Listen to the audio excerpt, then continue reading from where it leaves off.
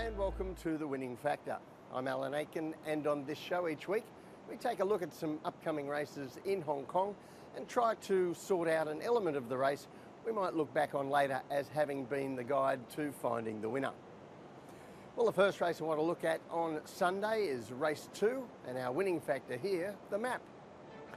Now this is a class 4 staying race, 2,000 metres, and it features a number of horses who have been meeting on and off regularly of late, and I think there'll be arguments made for quite a few of them, particularly horses like Playwise, Ezra, Joe Moreira's Mount Nuremberg, McMonagle, who had a very tough trip last time, and also the horse who does come from a different form angle, Tailor Made, who's rising to Class 4 from his last start win in Class 5.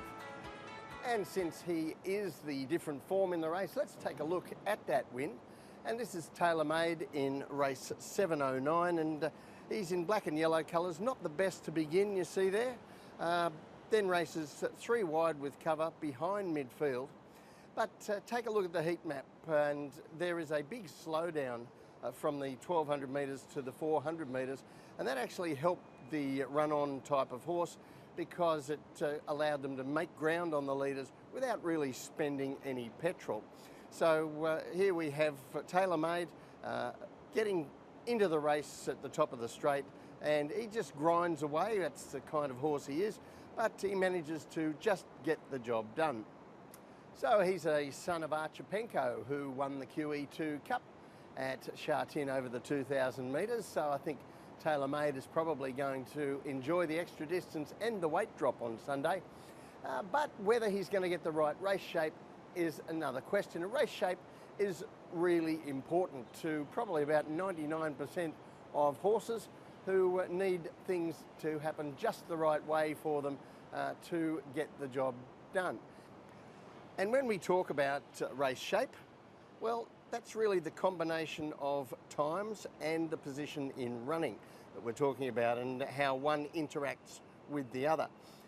But on this table here, you can see that even just position in running alone is a critical element of finding a winner. Now, this is only the last 2 years in Hong Kong racing, but I've no doubt it would apply similarly to a longer period and to other racing jurisdictions as well.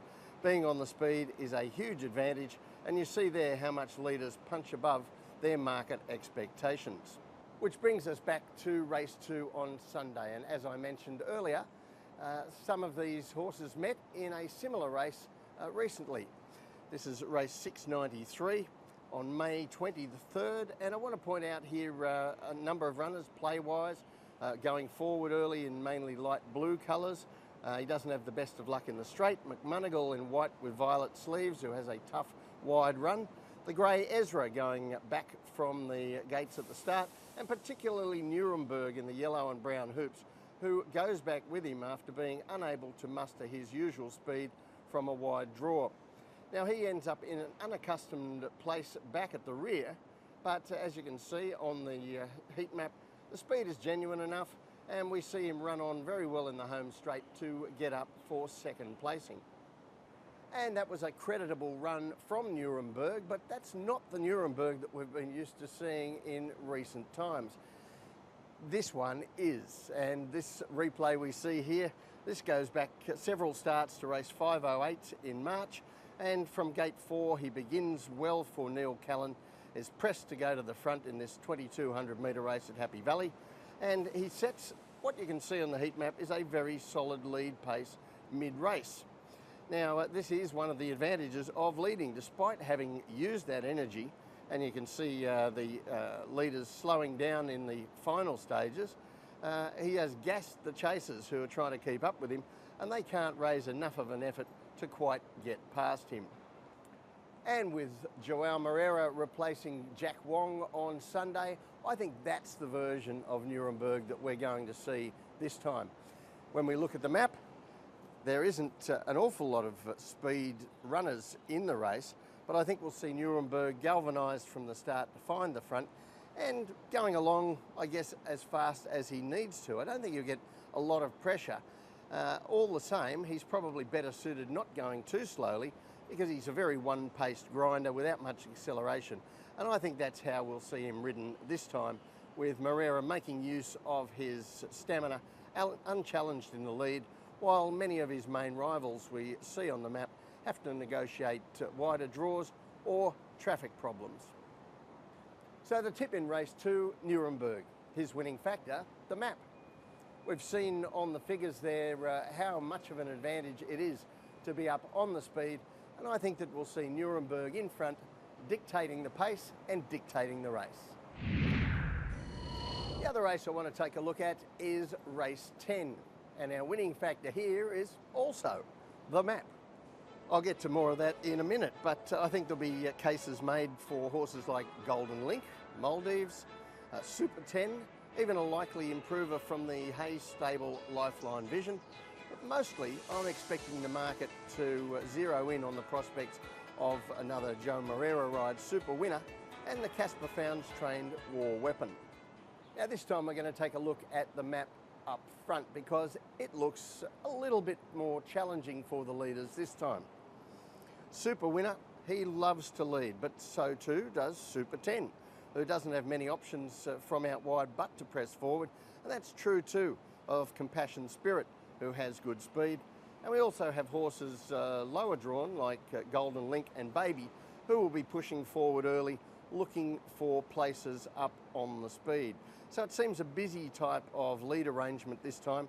And though we saw earlier how leaders overperform, the map is where we can look for the chinks in their armour, where the edge might swing away from them and towards a finisher. Now, having said that, the map certainly doesn't take the leaders out of the race, and we have seen Super Winner set fast tempos and still win his races, and that was very evident at his most recent outing when he scored in race 668. Now he's in red colours, straight to the front.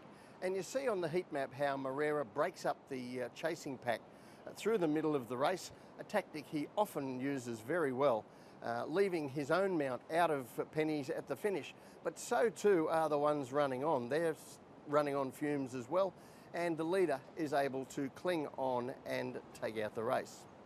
Now, we're not going to show you Super 10's recent victory, but we are going to show you the comparative heat maps from Super Winner and Super 10 because you'll see there is some similarity between them. Both of these wins took place with small margins after the leader had cracked up the field from the 800 to the 400 particularly, and got the chasers running on empty. So this time we have a clash of styles. And waiting back in the field is the big finishing Casper Founds trained War Weapon. Now we're going to have a look at his most recent offering, and this is race 717, and this is 1200 metres, the first run since he was gelded, and in white colours with a red cap. He doesn't play much of a part in the race until very late. This is a very strong pace set by the leaders in this race, and really a help as they weaken to the horses able to finish off. And you'll see here the winner, Dublin Star, he finishes strongly, but the horse that we're interested in, War Weapon, is 3 lengths behind him at the 200 metre mark and runs him down to a length. So he finishes even better than the winner. So the tip in race 10, War Weapon. His winning factor, also the map, but a different kind of map. With those leaders keeping each other busy up front, I think that War Weapon is going to get the setup that is best for him, and he's going to relish the 1400 metres in any case. I expect him to throw down his credentials for next season's 4-year-old races. Well, that's it for the winning factor this week. Good luck on Sunday. We'll see you next time.